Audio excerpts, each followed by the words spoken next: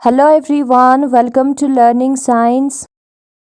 आज हम कुछ क्वेश्चंस करेंगे रिलेटेड टू कैपेसिटेंस। उसके लिए हमें capacitance due to a spherical conductor का फॉर्मूला पता होना चाहिए, जो कि यहाँ पर दिया है। और जो कैपेसिटेंस होता है सिलिंड्रिकल कैपेसिटर का, उसका भी फॉर्मूला पता होना चाहिए, जो कि यहाँ पर दिया है। इन दोनों फॉर्मूलाज का यूज होगा कैपेसिटेंस निकालने में। यहाँ पर पहला एग्जाम्पल जो है वो दिया है, a spherical capacitor has an outer sphere of radius 15 centimetre. हमारे पास एक स्फेरिकल कैपेसिटर है जिसके बाहर वाले स्फीयर का रेडियस जो है 15 सेंटीमीटर है। R2 हमारा 15 सेंटीमीटर है and an inner sphere of radius 10 centimetre. और हमारे पास एक दूसरा स्फीयर भी है जो कि अंदर प्रेजेंट है और उसका रेडियस 10 सेंटीमीटर है। The outer sphere is earth, जो बाहर वाला स्फीयर है उसको हमने अर्थ किया है, कैपेसिटर में होता है यही चीज। And the inner sphere is given a charge of 5 microcoulomb, और जो अंदर वाला स्फीयर है उस पर हमने चार्ज अप्लाई किया है जो कि 5 माइक्रोकूलम के बराबर है। Find the capacitance of a capacitor, हमें कैपेसिटर का कैपेसिटेंस निकालना है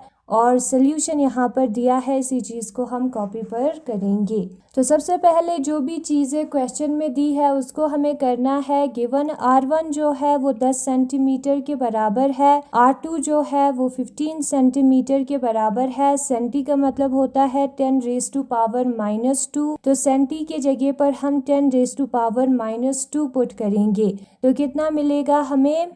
10 रेज टू पावर -1 मिलेगा। When the bases are same, powers are added किया है, ठीक है। और यहाँ पर 15 सेंटीमीटर है तो 15 into 10 raise to power -2 metre होगा, यानी कि 15 डिवाइडेड बाय 100 मीटर होगा, जो कि 0.15 मीटर है। और यहाँ पर ये 10 रेज टू पावर -1 का मतलब होता है 1 डिवाइडेड बाय 10, जिसका मतलब है 0.1। जो डिवाइड में 10 है उसको जब हम हटाते हैं तो ऊपर पॉइंट आ जाता है। एक 0 है तो एक डिजिट के आगे पॉइंट आएगा, तो यहाँ पर 0.1 मीटर होगा। तो हम जो है फॉर्मूले को यूज़ करेंगे कैपेसिटेंस का। कैपेसिटेंस का फॉर्मूला होता है 4 pi epsilon not R1 into R2 डिवाइडेड bye R2 minus R1। Spherical capacitor के केस में है, ठीक है। 4 पाई एप्सिलॉन नॉट का वैल्यू हम निकाल सकते हैं, क्योंकि हमें पता है 1/4 पाई एप्सिलॉन नॉट जो है 9 इंटू 10 रेज टू पावर 9 के बराबर होता है। तो 4 पाई एप्सिलॉन नॉट जो है वो 1 divided by 9 into 10 raise to power 9 के बराबर होगा। तो 4 पाई एप्सिलॉन नॉट के जगह पर उसका वैल्यू हम पुट करेंगे 1 divided by 9 into 10 raise to power 9। R1 का वैल्यू हम पुट करेंगे जो कि 0.1 है, और R2 का वैल्यू भी हम पुट करेंगे जो कि 0.15 है, डिवाइडेड बाय R2 का वैल्यू जो कि 0.15 है माइनस R1 का वैल्यू जो कि 0.1 है। फिर हम लिखेंगे 1 divided by 9 into 10 raise to power 9। 0.1 into 0.5 को हमें इंटू करना है 0.15 को, तो 0.1 इंटू 0.15 कितना होगा? 0.1 जो है वो 0.10 के भी बराबर होता है, ठीक है।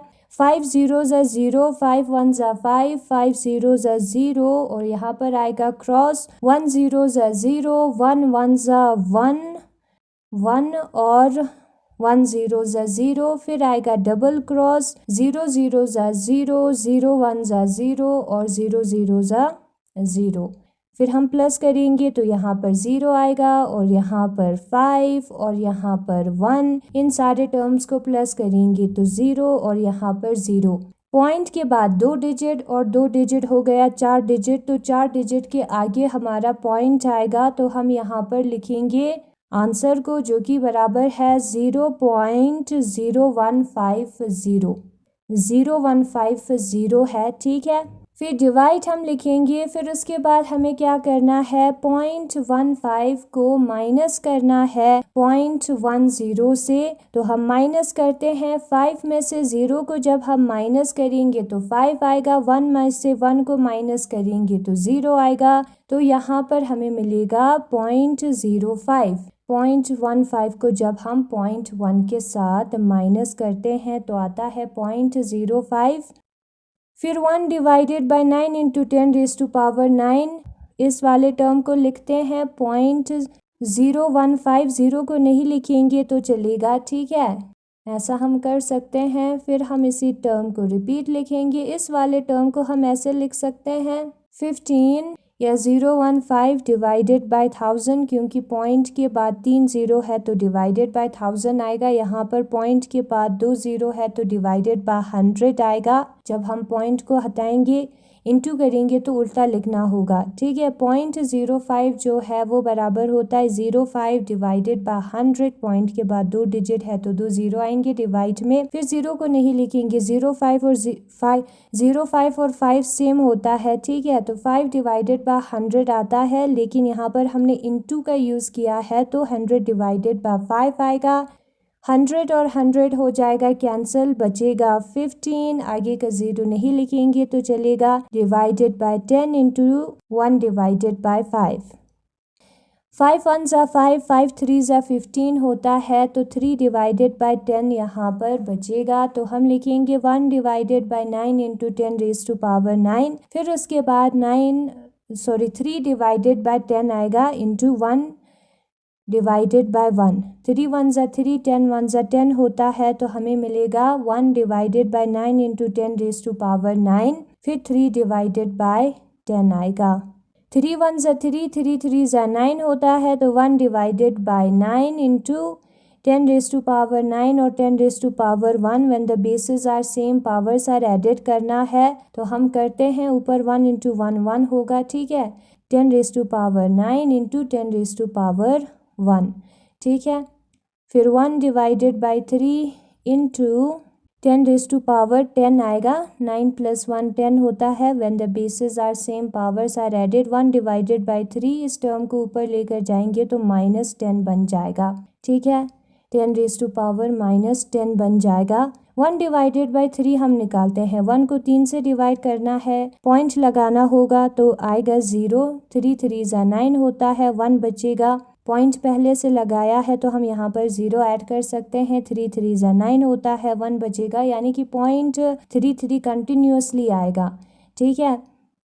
हम यहाँ पर ऑब्जर्व कर सकते हैं 1 डिवाइडेड बाय 3 इतना आता है, तो हम इसको लिखेंगे 0.33, सिर्फ 2 ही टर्म्स लिखेंगे, ठीक है। राउंडिंग ऑफ करने पर भी यही टर्म आएगा, इंटू 10 रेज़ टू पावर -10 हमें लिखना है। नाउ ये जो 0.33 है इसको हम ऐसे भी लिख सकते हैं, 3 3 डिवाइडेड बाय 100, ये हमारा 1 बन जाएगा और ये 2 ज़ीरो है तो डिवाइड में आ जाएगा, इंटू 10 रेज़ टू पावर -10।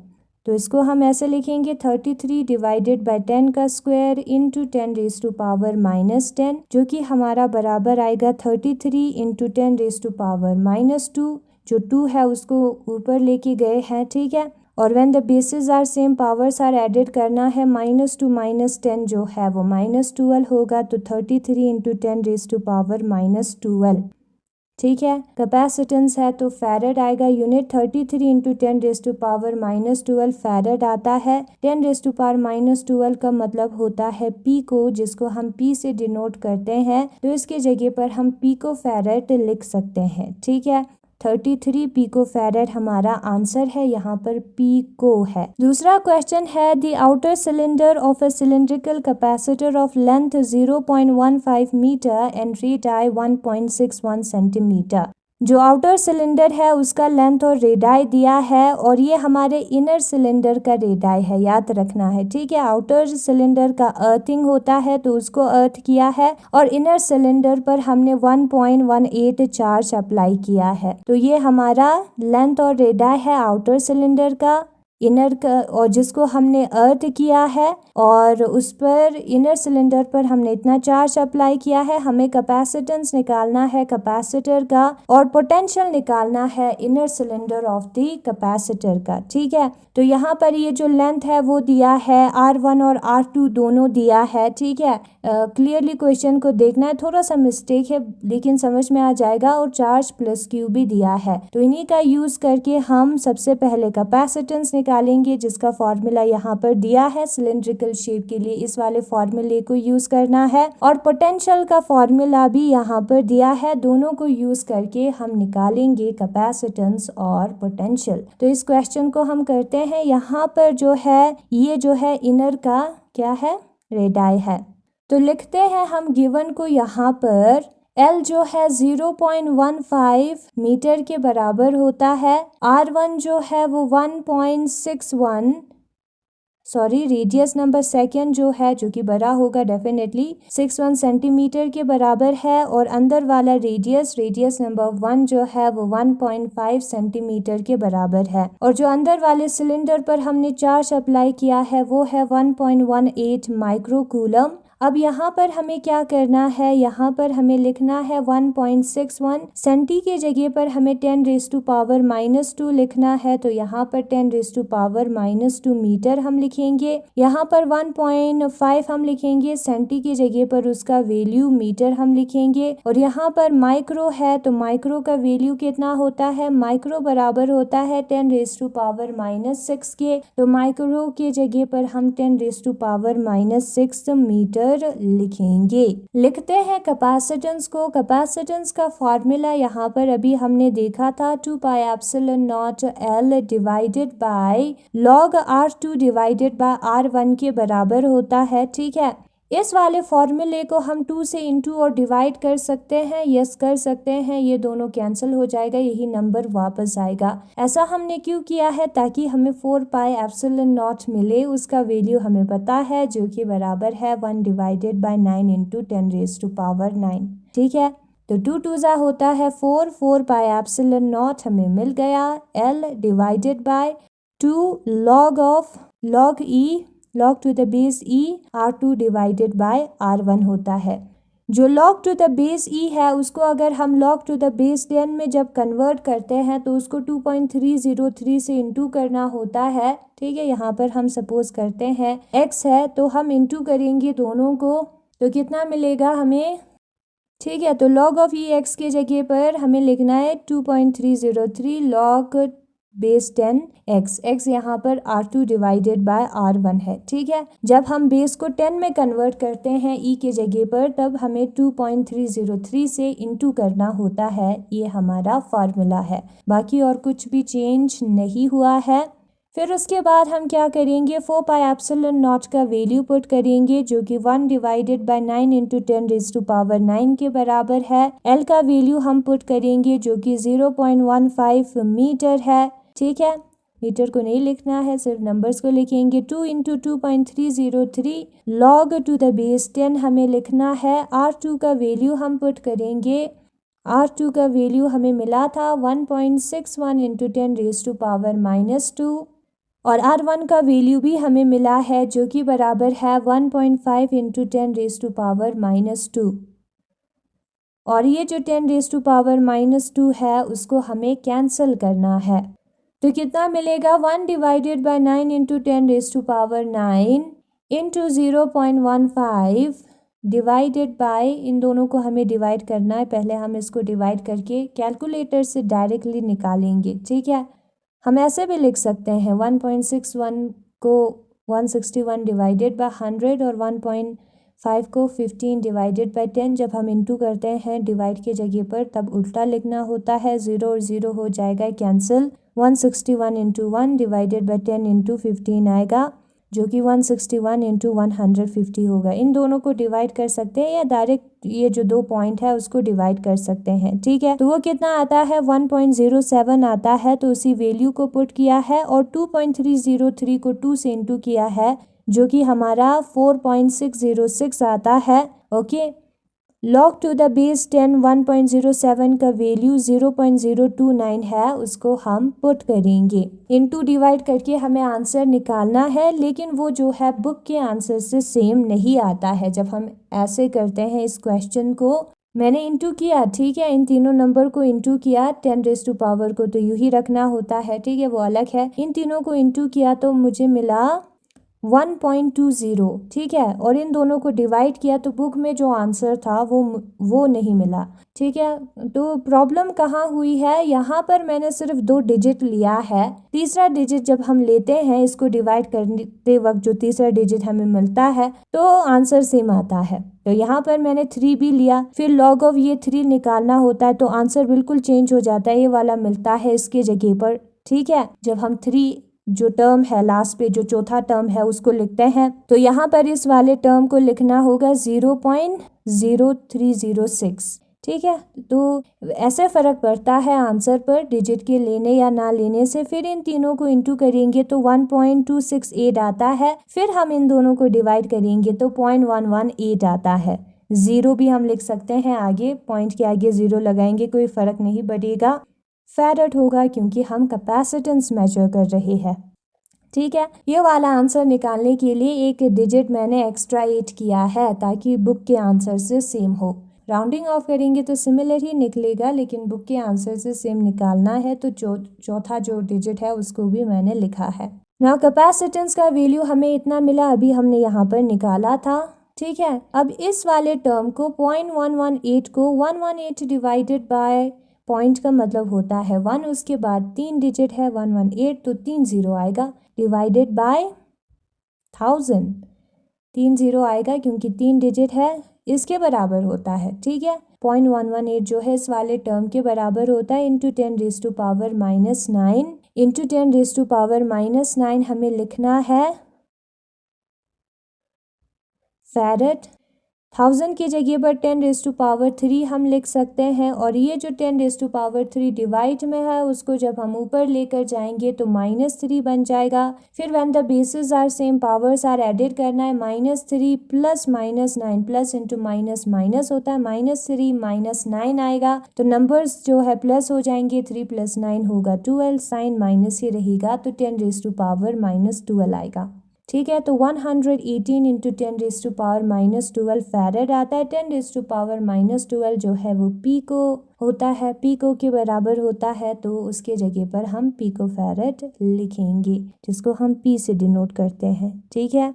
ना हम पोटेंशियल निकालेंगे, पोटेंशियल भी निकालने को कहा है इस सिलेंड्रिकल कैपेसिटर का, इनर सिलेंडर का। V भी यहाँ पर 0 होता है क्योंकि बाहर वाले सिलेंडर को हम अर्थ करते हैं, और VA V के बराबर होता है, वही V हमें निकालना है। कैपेसिटेंस से हमें पता है Q/V होता है कैपेसिटेंस, तो V जो है Q/C के बराबर होगा। Q का वैल्यू क्वेश्चन में दिया है, इनर सिलेंडर पर कितना चार्ज हमने अप्लाई किया वो क्वेश्चन में दिया है, उसको हम लिखेंगे 1.18 इंटू 10⁻⁻6 कूलम, और यहाँ पर कैपेसिटेंस तो हमें मिला था उसको हम लिखेंगे 118 इंटू 10⁻⁻12 फैरेड। पीको यहाँ पर नहीं आएगा, ठीक है, क्योंकि pico is not a unit, SI में फैरेड होता है।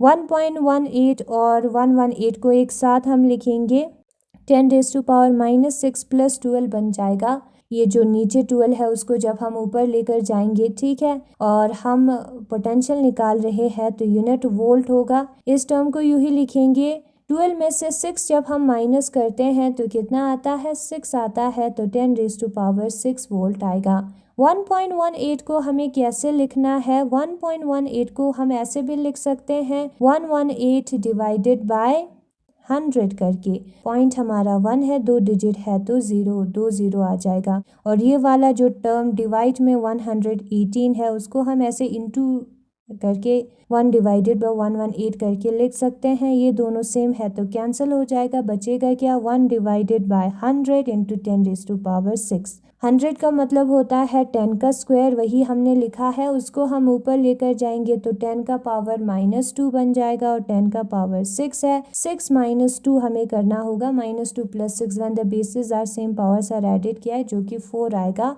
और वही हमारा आंसर है। तो एग्जाम्पल नंबर 4 में जो फार्मूला यूज़ हुआ है और जो वैल्यूज़ दिया है उसका हमने यूज़ करके कैपेसिटेंस निकाला है। और एग्जाम्पल नंबर 5 में भी हमने जो वैल्यूज़ गिवन है उसको लिखा है, फिर हमने कैपेसिटेंस का फार्मूला यूज़ किया है, 2 पाई एप्सिलॉन नॉट को 4 पाई एप्सिलॉन नॉट में कन्वर्ट किया है और लॉग को भी कन्वर्ट किया है, ठीक है। फिर हमने वैल्यूज़ पुट किया है R2 और R1 का, ई को बेस 10 में कन्वर्ट किया है, उसके लिए 2.303 से इंटू करना होता है और इतना हमारा आंसर आता है। फिर हमने निकाला है इनर सिलेंडर का पोटेंशियल जो कि बराबर होता है Q डिवाइडेड बाय C के। Q का वैल्यू क्वेश्चन में दिया है उसको हमने पुट किया, C का वैल्यू भी हमने पुट किया और वो जो है 10⁻⁴ वोल्ट के बराबर आता है, ठीक है। यहाँ पर पीको की जगह पर हमें 10⁻⁻12 को यूज़ करना होगा, SI सिस्टम है,